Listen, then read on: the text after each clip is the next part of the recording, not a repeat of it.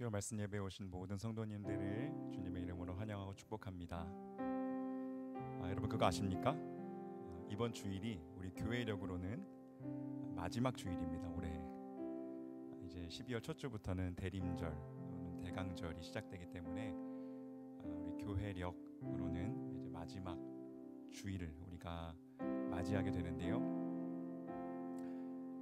한 해를 마무리하는 이 시점에서 또 새로운 한 해를 또 기다리는 이 사이에서 우리가 하나님이 어떻게 우리 삶을 이끌어 오셨는지, 또 앞으로 어떻게 이끌어 갈 것인지, 가실 것인지를 우리가 다시 한번 좀 주님 안에서 기억하고 기대하는 마음을 주님 앞에 올려드리는 기도를 함께 올려드리면 좋겠습니다. 그래서 하나님, 지난 한 해 동안 우리의 발걸음 인도해 주셔서 감사합니다. 또 앞으로도 우리에게 주실 새해 또 하나님 동행하여 주실 줄 믿습니다. 새 힘 주실 줄 믿습니다. 주 보혈로 정하다 하시고 또 거룩하게 우리를 만들어가 주실 줄 믿습니다. 주님의 손길에 우리 삶을 맡겨드립니다 라고 그렇게 우리 삶을 의탁해 올려드리면서 시간 감사와 신뢰의 고백을 주님 앞에 올려드리며 나가겠습니다. 함께 기도하겠습니다.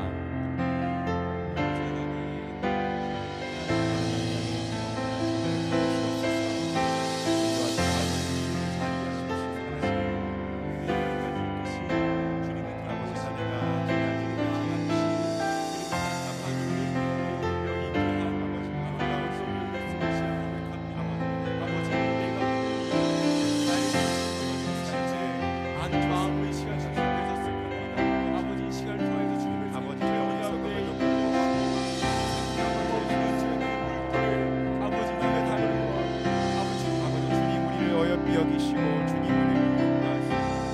우리를 사랑하셔서 여기까지 이끌어주셨습니다. 앞으로도 그렇게 우리 삶을 인도하실 주 예수 그리스도 은혜, 아버지 그 능력, 그 보혈 의지하며 살 수 있도록 주여 주시옵소서. 시간 주님 보혈 다시 한번 의지하며 다시 한번 주님이 우리를 부르신 그 자리에서 우리의 찬송 올려드리기 원합니다. 내 주의 보혈은 정하고 정하다 내 죄를 정케 하신 주 날 놓으라 하신다. 내 주의 보혈을 정하고 정하다 내 죄를 정케 하신 주 날 놓으라 하신다. 내가 주께로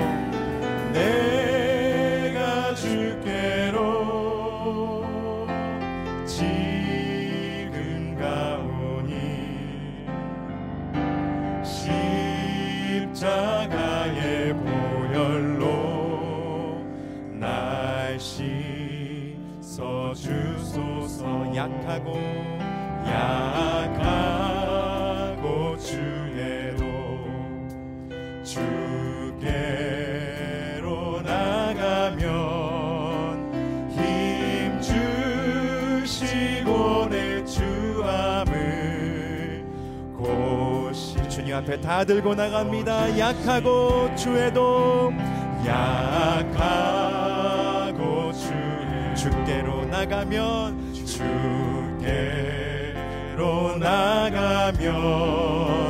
힘 주시고 내 주함을 고시 3절 고백합시다. 날 오라 하심을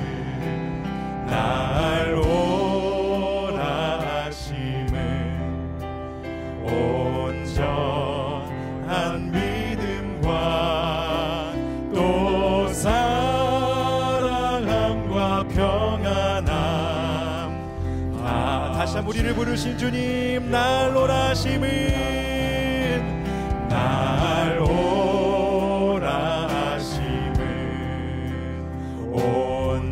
온전한 믿음과 또 사랑함과 평안함 다 주려 함이라. 내가 주께로 내가 주께로 지금 가오니 십자가의 보혈로 날 씻. 우리 사절 고백할 때 목소리 높여 큰 죄인 복받아 살 길을 얻었네. 한없이 넓고 큰 은혜 베푸. 큰 죄인 복받아 큰 죄인 복받아 살 길을 얻었네. 한없이 넓고 큰 은혜 베풀어 주소서. 내가 주께로 내가 주께로 지금 가오니 십자가의 보혈로 날 씻. 그 피가 우리 맘속에 그 피가 맘속에 큰 증거 됩니다. 내 기도 소리 듣사 다허. 다시 한번 믿음으로 나갑시다. 그 피가 맘속에 그 피가 맘속 큰 증거 됩니다. 내 기도 소리 들으사 다허. 라멘. 내가 주께로 내가 주께로 지금 가오니 십자가의 보혈로 날 씻어. 내가 주께로 지금 갑니다. 내가 주께로 지금 가오니 십자가의 보혈로 날 씻어 주소서. 내가 주께로 내가 주께로 지금 가오니 십자가의 보혈로 날 씻어 주소. 십자가의 보혈로 십자가의 보혈로 날 씻어 주소서. 아멘. 주님께서 우리를 부르셨습니다. 온전한 사랑과 은혜, 평화를 주시기에 이 시간 우리를 부르셨음을 믿으며 그 믿음 고백하며 우리 함께 찬양하며 나가겠습니다.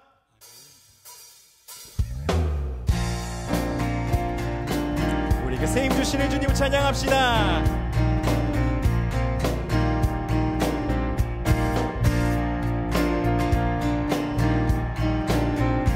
고백할까? 새 힘어들이 주를 바랄 때, 새 힘어들이 주를 바랄 때, 주를 바랄 때, 우리 주를 바랄 때, 새 힘어들이 주를 바랄 때, 주를 바랄 때, 우리 주. 새 힘어들이 주를 바랄 때, 새 힘어들이 주를 바랄 때, 주를 바랄 때, 우리 주를 바랄 때, 새 힘어들이 주를 바랄 때, 주를 바랄 때, 우리 주를 바랄 때, 주님 통치하시네. 소망 구원 주시니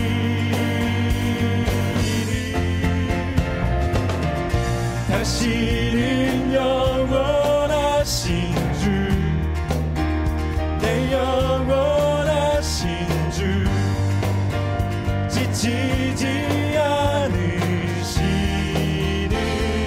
주님, 약한 자 방패 되시며 위로자 되신 주, 독수리 같은 힘 주시네.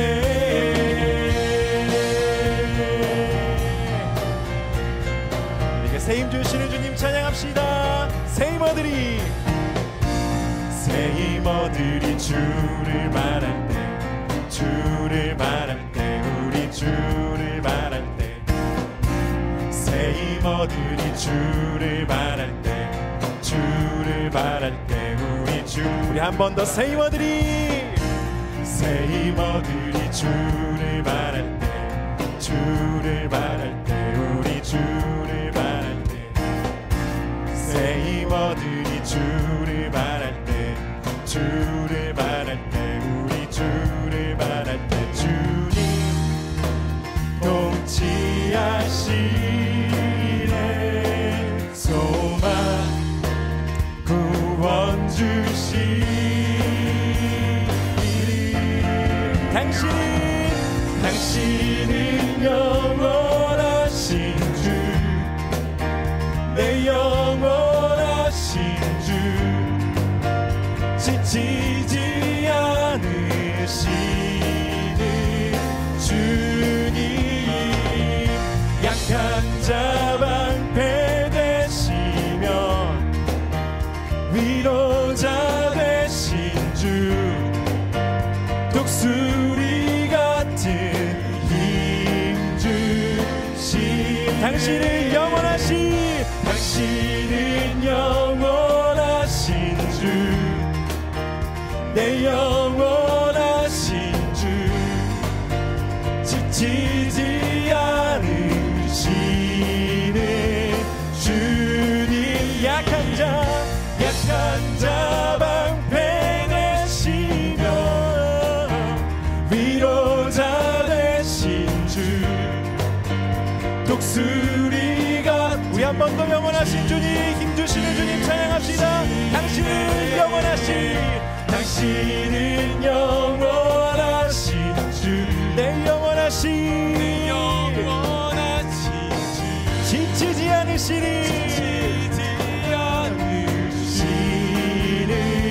주님, 약한 자 방패 되시며 위로자 되신 주, 독수리 같은 힘 주시네.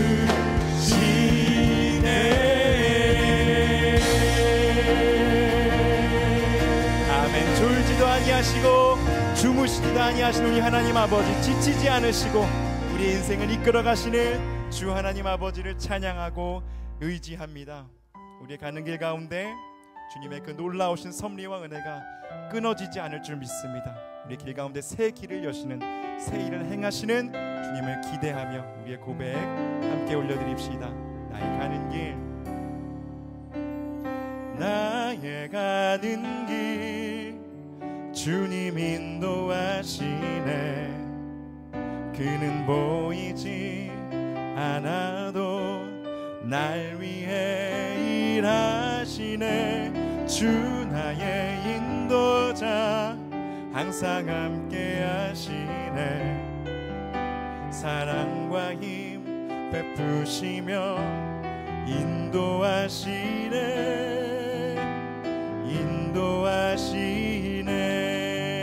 나의 가는 길 주님 인도하시네.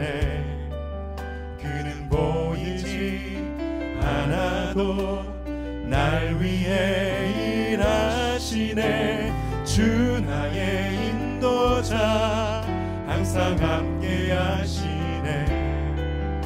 사랑과 힘 베푸시며 인도하시네.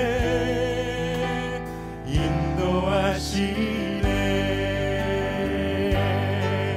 광야에 길을 만드시고 날 인도해 사막에 강 만드신 것 보라.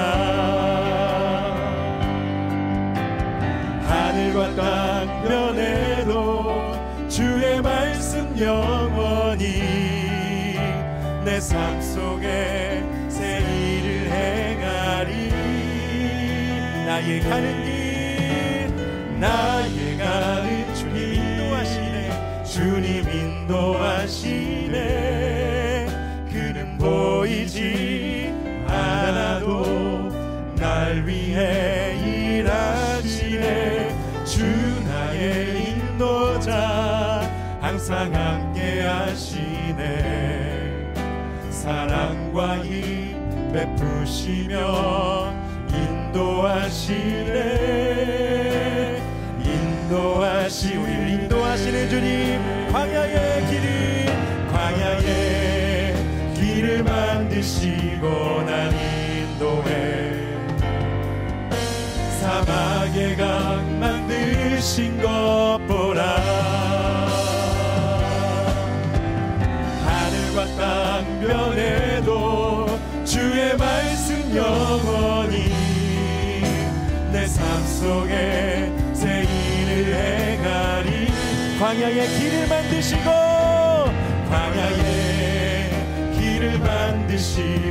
날 인도해 사막에 강 만드신 것 보라.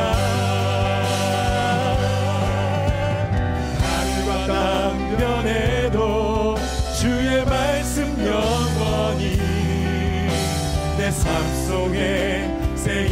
한 번 더 믿음으로 선포합시다. 광야의 길을 만드시고 날 인도해 사막에 강 만드신 것 보라. 하늘과 땅 변해도 주의 말씀 영원히 내 삶 속에 새 일을 행하리.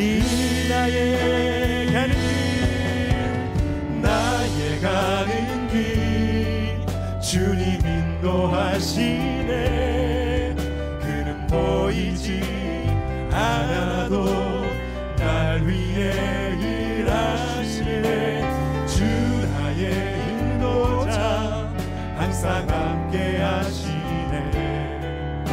사랑과 힘 베푸시며 인도하시네.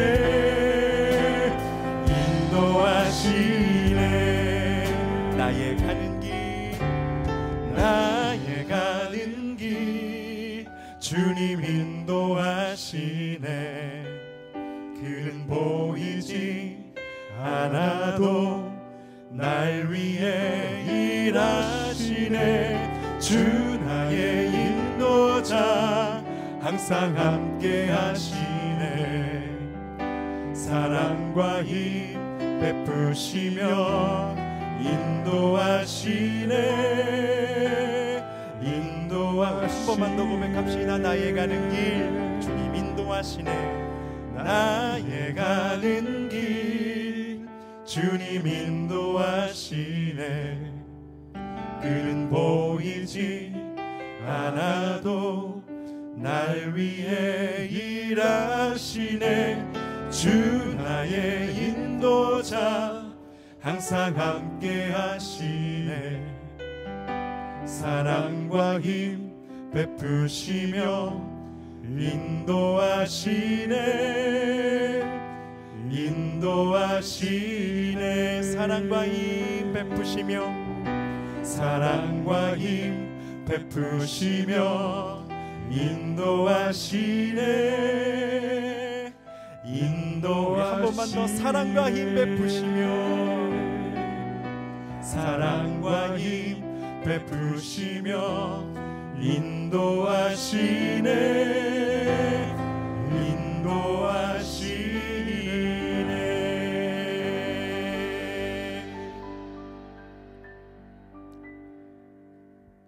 주님, 그렇습니다. 우리의 돌아온 세월, 주님의 사랑과 은혜의 손길 미치지 않은 곳이 없었습니다. 광야에 길을 내셨습니다. 사막에 강을 내셨습니다. 우리 삶 가운데 새 일을 행하여 주셨습니다. 아무 보잘것없는, 아무 의로운 것 없는 우리를 택하여 주셨고 불러주셨고 지금 여기까지 살아오게 하셨습니다. 주님, 모든 것이 은혜입니다. 주님, 영광 받으시고 앞으로도 그렇게 우리 삶 가운데 신실하신 은혜를 베풀어 주시옵소서라고 이 시간 그렇게 우리의 살아왔던 그 은혜, 또 앞으로 살아가게 하시는 그 은혜를 의지하며 주님 살아가겠습니다. 함께 하옵소서. 이 시간 함께 주여 외치며 주님 은혜 의지하며 기억하며 기도하는 시간 갖겠습니다. 주여, 우리 삶에 행하신 일들, 우리 삶에 이루실 일들, 오 아버지, 우리가 기대하며 나아갑니다. 하나님 아버지 의지합니다. 하나님 아버지 바라봅니다. 오 아버지, 다시 한번 주님을 향해 우리의 눈을 들고 우리의 두 손을 들고 아버지여, 주께서 행하실 일들을 기대하며 오 아버지 나아가오니 주여 아버지, 다시 한번 우리의 믿음을 허락하여 주시고 불쌍히 여겨 주시고 아버지 주님 의지하여 살도록 아버지 주님을 하여 주시옵소서.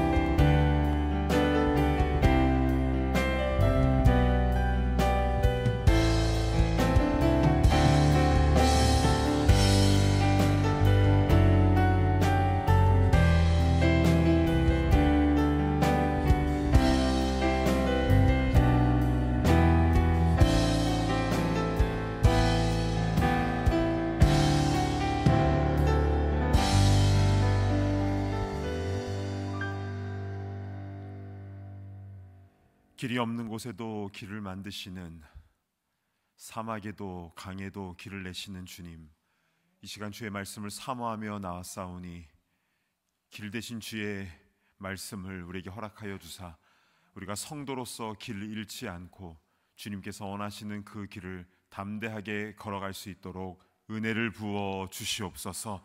주실 은혜와 말씀 사모하며 존귀하신 예수님의 이름으로 간절히 기도드리옵나이다. 아멘. 오늘 하나님 말씀을 보도록 하겠습니다. 마가복음 11장 12절부터 14절까지의 말씀입니다. 마가복음 11장 12절부터 14절까지 말씀 제가 대표로 봉독해 올리겠습니다.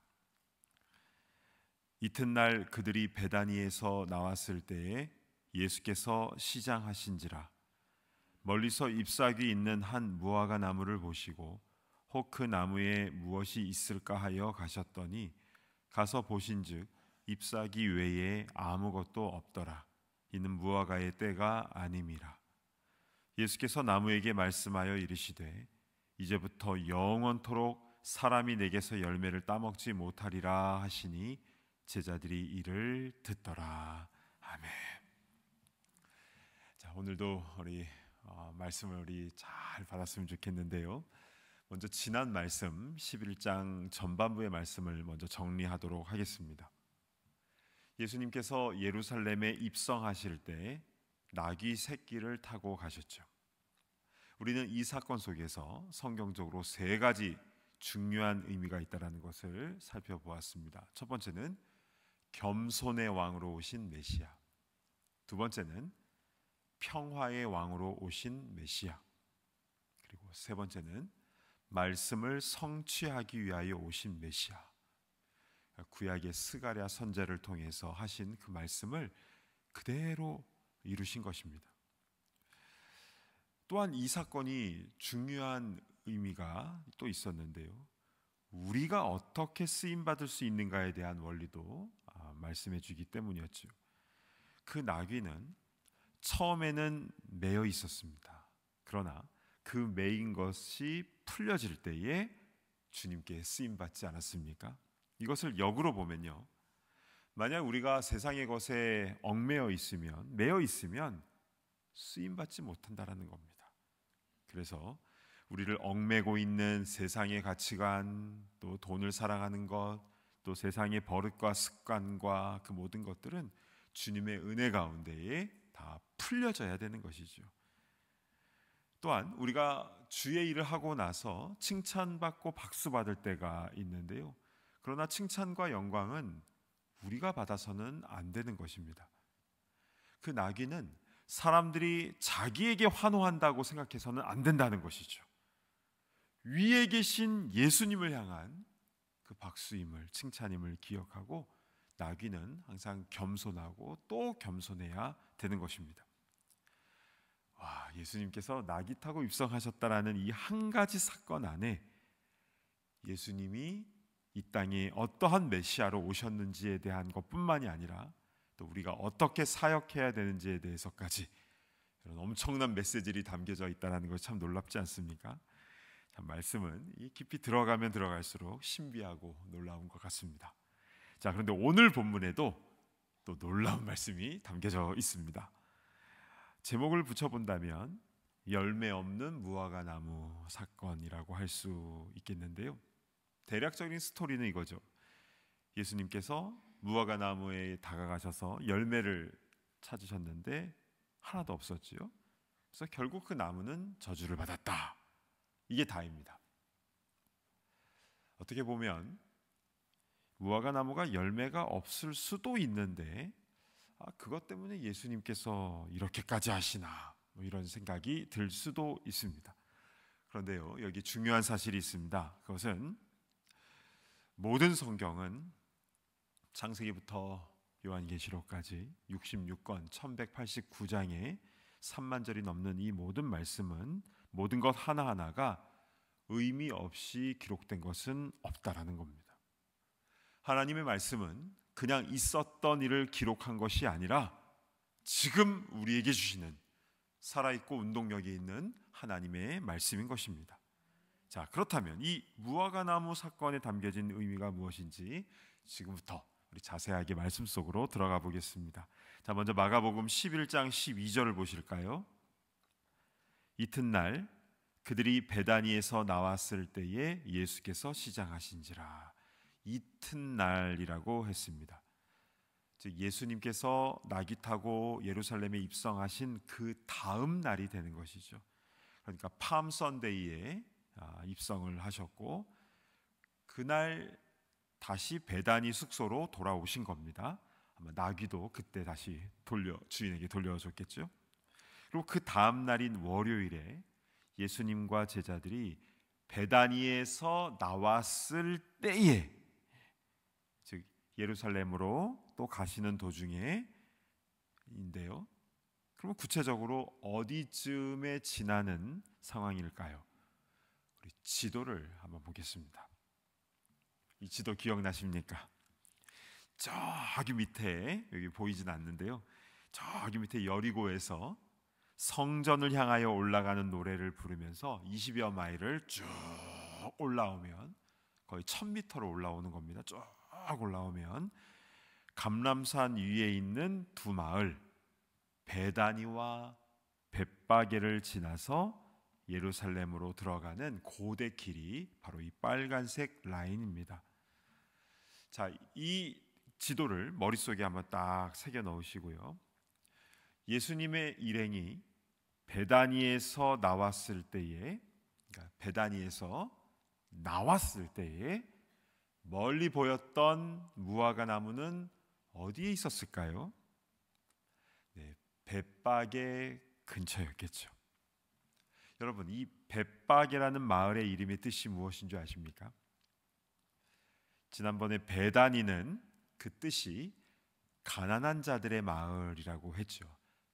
히브리어로 벳은 이제 the house, 집이라는 의미이고, 아니는 가난한 자들. 그래서 벳 아니 하면, 베다니 하면 가난한 자들의 집입니다.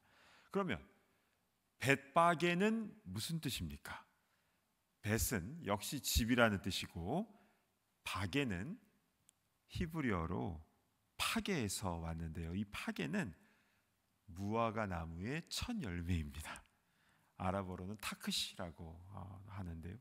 그래서 이 벳바게는 무화과의 집이다라고 보시면 되겠습니다. 한국에는 감나무골, 배나무골 이런 거 있는 것처럼 벳박에는 무화과 나무골, 뭐 이제 이렇게 되겠는데요. 당시에 무화과 나무가 많이 심겨져 있었던 것 같습니다. 자, 이렇게 예수님과 제자들은 베다니를 나와서 벳박의 근처를 지나가시는데 저 멀리 무화과 나무가 보이죠? 자, 본문 13절을 보실까요? 멀리서 잎사귀 있는 한 무화과 나무를 보시고 혹 그 나무에 무엇이 있을까 하여 가셨더니 가서 보신즉 잎사귀 외에 아무것도 없더라. 이는 무화과의 때가 아님이라. 자, 이 나무에 무화과 열매는 하나도 없고 잎사귀만 가득했습니다. 제가 오래전에 어떤 분과 함께 뉴욕 퀸즈에 있는 한 중국 뷔페 식당을 간 적이 있었는데요. 그분은 크랩, 게를 아주 좋아하는 분이어서 다른 건 하나도 안 갖고 오시고 접시에 게만, 게 삶은 것만 가득 가져오시더라고요. 그 열심히 이제 껍질을 막 까시는데요. 근데 그분이 시무룩하게 하시는 말씀이 속에 먹을 게 없네. 정말 보니까 그냥 껍질은 멀쩡한데 이 속 안에 살이 별로 없더라고요. 그분의 탄식 소리가 아직도 기억이 납니다. 그래도 그분은 게 맛이라도 봤지요. 예수님은 잎사귀만 수북한 무화과 나무 앞에서 아무 열매도 찾지를 못하셨습니다. 그런데요, 6월절을 앞둔 이때는 아직 무화과의 때가 아니다라고 했죠.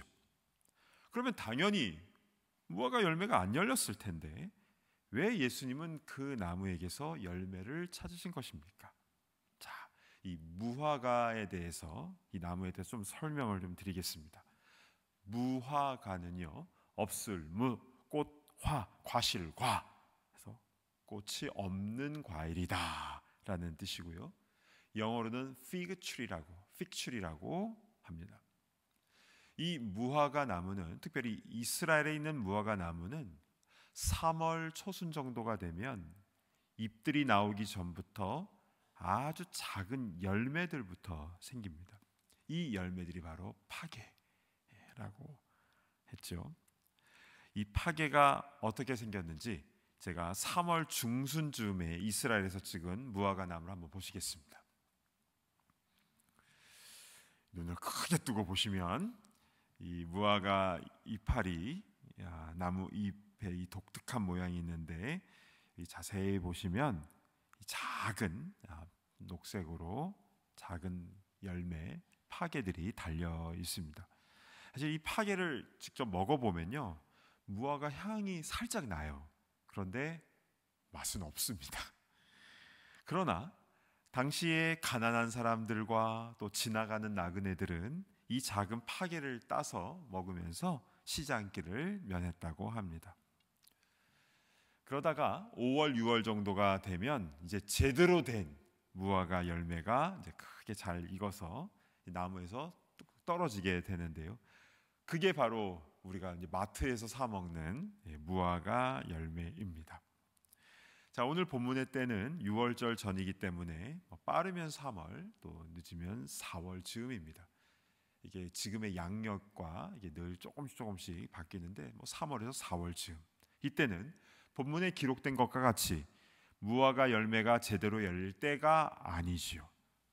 그럼에도 불구하고 예수님 일행은 모두 시장했기 때문에 아무것도 못 드신 것 같아요. 그래서 이 파게라도 얻기 위해서 무화과 나무, 또 잎이 무성한 그 나무 가까이 가신 것입니다. 그런데 그 나무는 잎만 무성하고 파게가 하나도 달려있지 않은 겁니다. 여러분, 무화과 나무에 파게가 하나도 없다는 것이 무엇을 뜻한 줄 아십니까? 그 나무는 앞으로 열매를 하나도 맺지 못한다는 겁니다.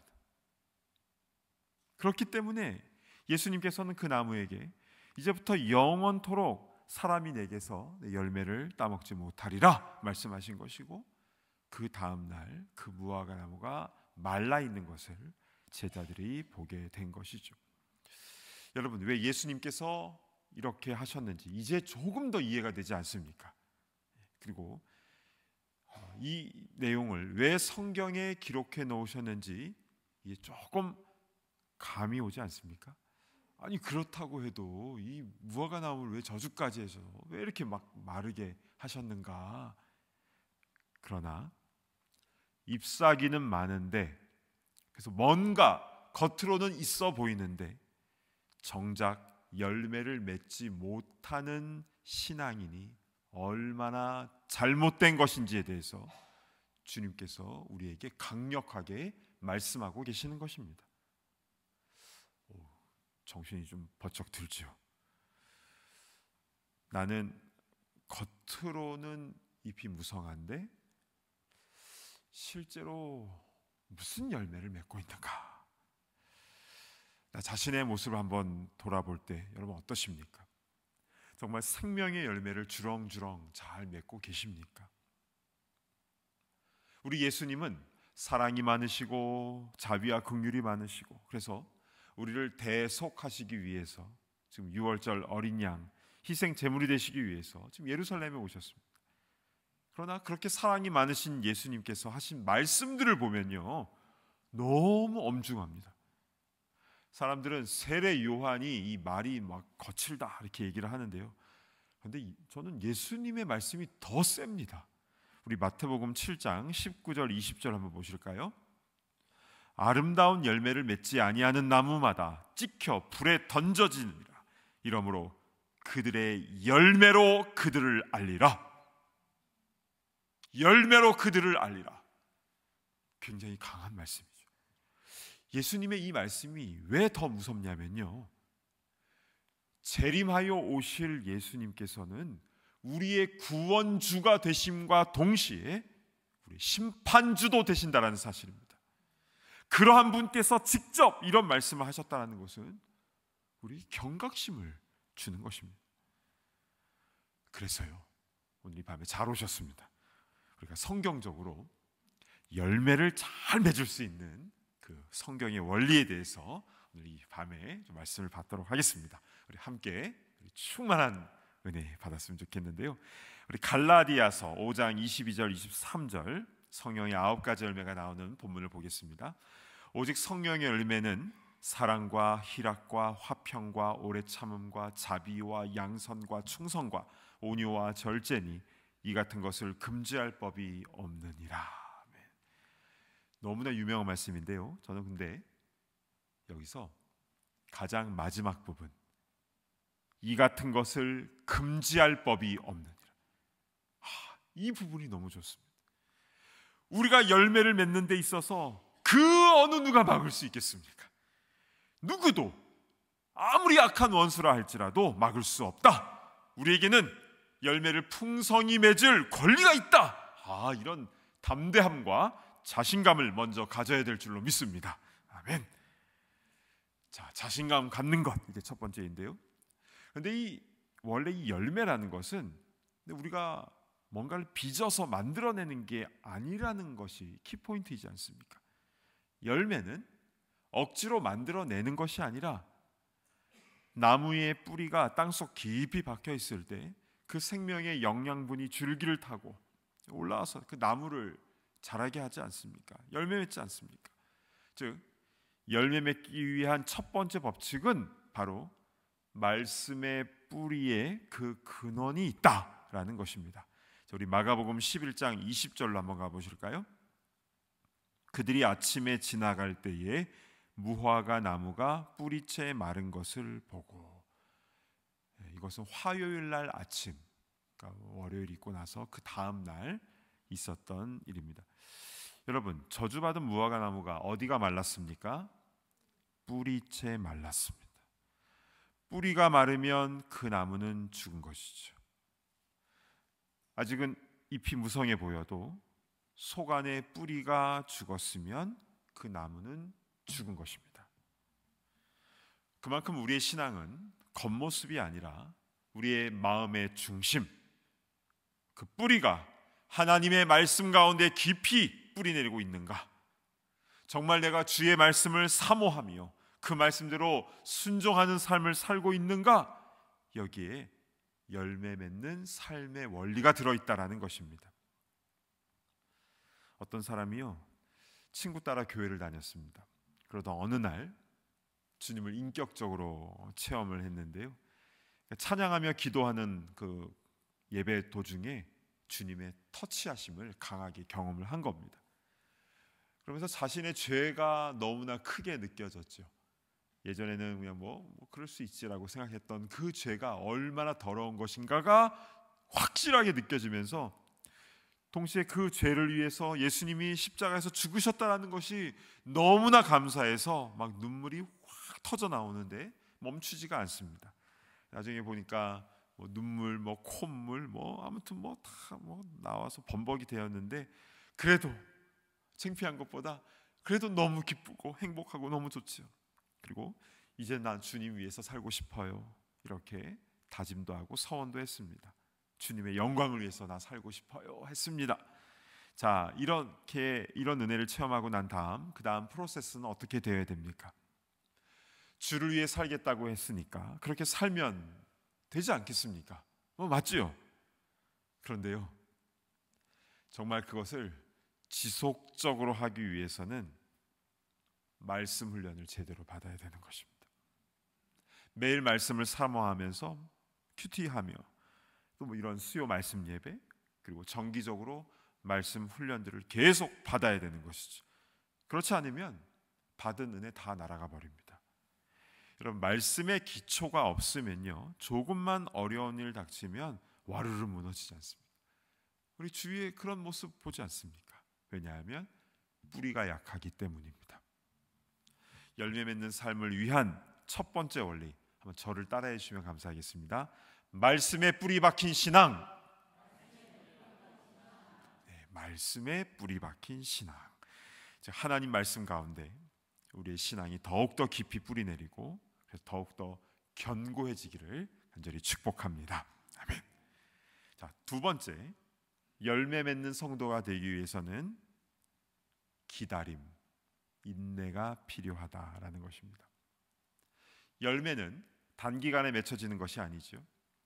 말씀 중심의 삶이 힘들다고 쉽게 포기해서는 안 됩니다. 말씀대로 살려니까 자존심이 상해서 도저히 못하겠어요.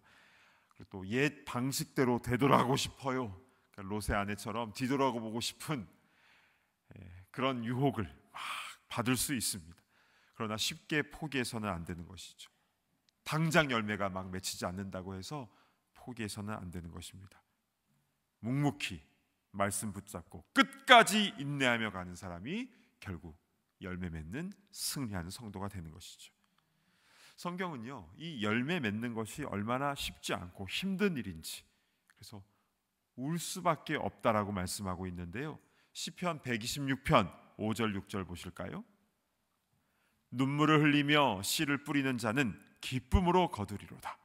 울며 씨를 뿌리러 나가는 자는 반드시 기쁨으로 그 곡식단을 가지고 돌아오리로다. 할렐루야. 아멘. 때로는 힘들어도 끝까지 주님 원하시는 길로 나아갈 때에 결국 기쁨으로 그 열매를 거두게 되는 줄로 믿습니다. 아멘. 저를 한번 또 따라해 주시면 감사하겠습니다. 끝까지 인내하는 신앙. 아멘. 끝까지 인내하는 신앙. 말씀을 굳게 붙잡고 끝까지 인내하며 승리하는 우리가 되기를 바랍니다. 아멘. 세 번째로, 열매 맺는 삶을 위해서는 주님의 은혜가 더욱더 필요합니다.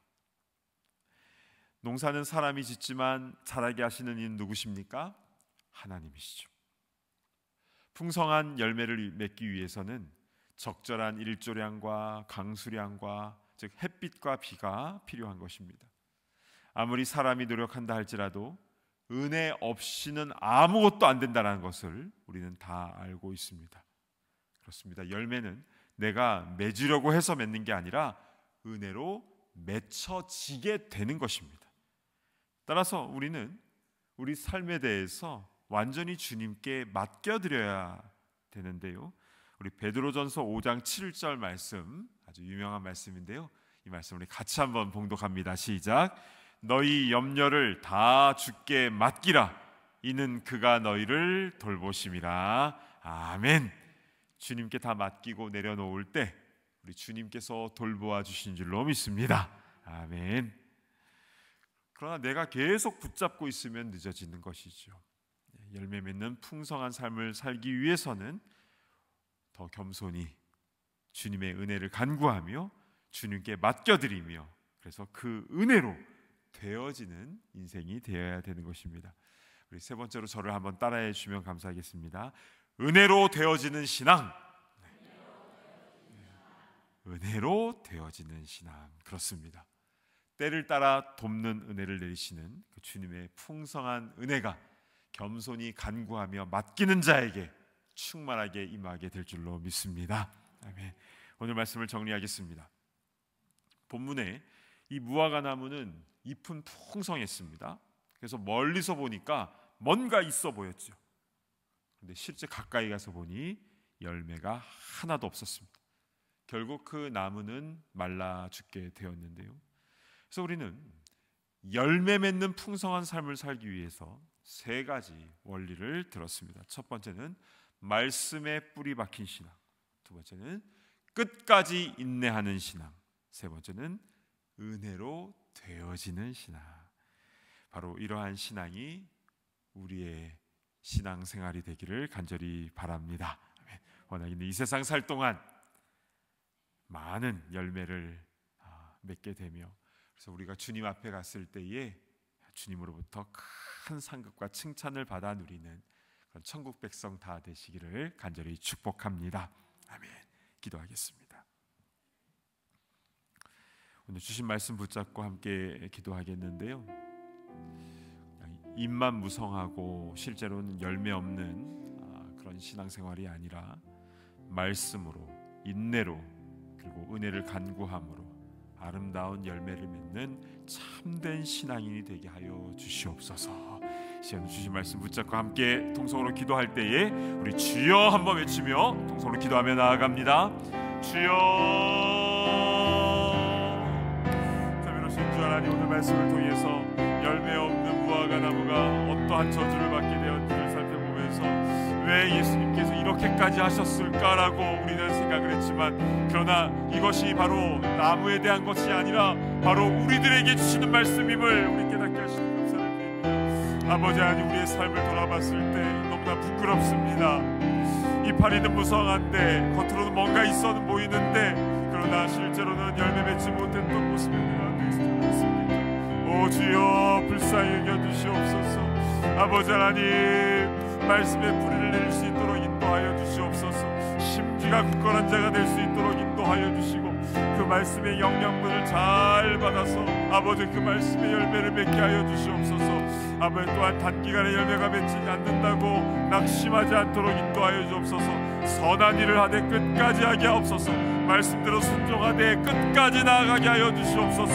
아버지 인내하는 우리가 될 수 있도록 인도하여 주시고, 아버지 또한 겸손한 마음으로 주님의 은혜를 간구하며 모든 것을 주님께 맡겨드리는 우리가 될 수 있도록 인도하여 주옵소서. 그래서 주님의 은혜로 되어짐을 경험할 수 있도록 인도하여 주시옵소서. 아버지 하여서 아버지 우리의 열매가 아버지 우리 삶 가운데 풍성히 나타나며 그 열매로 주님께만 영광 올려드리는 우리의 인생이 될 수 있도록 인도하여 주시옵소서. 감사를 드립니다. 이 시간에 한 가지 더 해서 기도할 때에 우리 선교사님들을 위해서 함께 기도하도록 하겠습니다. 참 인내가 많이 필요한 사역입니다. 한 영혼 한 영혼의 마음을 얻기가 정말 쉽지가 않습니다. 그래서 중보 기도가 많이 필요한 것이죠. 그래서 우리 함께 우리 선교사님들을 위해서 기도할 텐데, 특별히 떠오르는 선교사님 있으면 그 선교사님의 이름을 부르시면서 기도하시고, 또한 우리 교회에서 우리 후원하는 우리 많은 선교사님들을 위해서 우리 함께 기도할 때에 주님 말씀에 뿌리 박힌 우리 선교사님, 또 끝까지 인내하는 우리 선교사님, 또 은혜로 되어짐을 경험하는 선교사님이 되게 하여 주시옵소서. 우리 이 시간 주여 한번 외치며 우리 선교사님들을 위해서 기도하며 나가겠습니다. 주여. 자비로우신 주 하나님, 은혜를 베풀어 주시옵소서. 아버지 하나님, 지금도 선교사님 현장 가운데 아버지 하나님 눈물로 씨를 뿌리고 있는 우리 선교사님들을 기억하여 주시옵소서. 말씀의 씨를 뿌릴 때에 아버지 하나님, 저는 그들의 마음속에 그 말씀의 씨가 잘 뿌리내릴 수 있도록 인도하여 주시옵소서. 아버지 하나님 짧은 기간 안에 열매가 맺히지 않는다 할지라도, 또한 여러 가지로 배신과 또한 낙담과 여러 가지 어려운 절망이 아버지 미친다 할지라도, 그러나 낙심하지 않도록 인도하시며 끝까지 인내하며 나아가는 우리 선교사님 될 수 있도록 인도하여 주시옵소서. 아버지 하나님, 또한 결국 자라나게 하시는 분은 여호와 하나님 아니십니까? 아버지 하나님, 주님께 모든 것을 맡겨드리며 주님의 은혜를 더욱더 간구함으로 은혜로 되어진 역사가 일어나게 하여 주시옵소서. 모든 선교지마다 아버지 하나님, 중남미에, 또한 아프리카에, 또한 아시아 지역에, 또 중동 지역에, 유럽 지역에도, 아버지 하나님, 북미 지역에도 아버지 하나님 은혜를 베풀어 주셔서 모든 선교의 열매들이 아름답게 맺혀질 수 있도록 인도하여 주시옵소서. 열매로 주님께 영광 올려드리며 아버지 하나님, 한 생명 한 생명이 주님께 돌아오는 그 기쁨을 다 같이 누릴 수 있도록 인도하여 주시옵소서. 아버지 하나님, 때마다 필요한 것들을 주님께서 공급하여 주시고 그 힘과 능력으로 성령의 충만함으로 모든 사역 잘 감당하는데 부족함이 없도록 인도하여 주시고, 아버지께서 이 모든 것을 통해서 내가 이렇게 이뤘다라는 것이 아니라 하나님께만 영광 올려드리는 모든 선교 사역이 될 수 있도록 인도하여 주시옵소서. 감사합니다. 하나님 아버지, 참으로 감사를 드립니다. 오늘 마가복음 11장에 열매 없는 무화과 나무 사건을 통해서 왜 예수님께서 그렇게까지 하셨을까라고 우리는 생각했었지만, 그러나 이 말씀이 우리에게 주시는 말씀임을 깨닫고 정말 우리 마음에 두렵고 떨리는 마음이 있습니다. 오 주여, 잎은 무성한데 열매를 맺지 못하는 그 무화과 나무가 바로 우리의 모습은 아니었습니까? 오 주여, 우리를 불쌍히 여겨 주시고 정말 말씀에 깊게 뿌리 내린 우리가 되게 하여 주시고, 또 끝까지 인내하는 우리가 되게 하여 주시고, 또 주님의 은혜를 더욱 간구하며 주님께 모든 것을 맡겨드림으로 주님께서 열매를 맺게 해주시는 그런 풍성한 그 은혜가 우리의 모든 삶 가운데 있게 하여 주시옵소서. 결국 내가 내 힘대로 하려고 하는 것이 아니라 결국 주님께 모든 것을 다 내어 맡기며 나아가야 되는, 주님이 주인 되심을 인정하며 나아가야 됨을 다시 한번 깨닫게 됩니다. 오 주여, 우리 완전히 죽어지게 하여 주시고 주님께서 성령으로 우리 안에 온전히 거하심으로 말미암아 말씀의 열매, 또한 성령의 열매를 아름답게 맺어 나아가는 주의 귀한 일꾼들 다 되게 하여 주시옵소서. 지금도 선교 현장에서 사역하고 있는 우리 모든 선교사님들을 기억하여 주시옵소서. 주님, 눈물로 씨를 뿌리며 말씀의 씨를 뿌리고 있는 이 상황 가운데서 쉽게 열매가 맺혀지지 않고 또 배신당하고 또 수포로 돌아가고 또 문이 막혀버리는 그런 상황 속에서도, 그러나 주님 끝까지 인내하게 하여 주시고 모든 것을 주님께 다 내어 맡기며 그래서 은혜로 되어지는 사역이 될 수 있도록 인도하여 주시고, 그래서 한 생명 한 생명이, 한 가정 한 가정이, 한 마을 한 마을이 주님께로 돌아오는 귀한 역사들이, 그 열매들이 있게 하여 주시옵소서. 그리고 이 모든 것을 통해서 주님께만 영광 올려드리게 하여 주시옵소서. 오 주님, 이 자리에 참석한 우리 한 분 한 분을 축복합니다.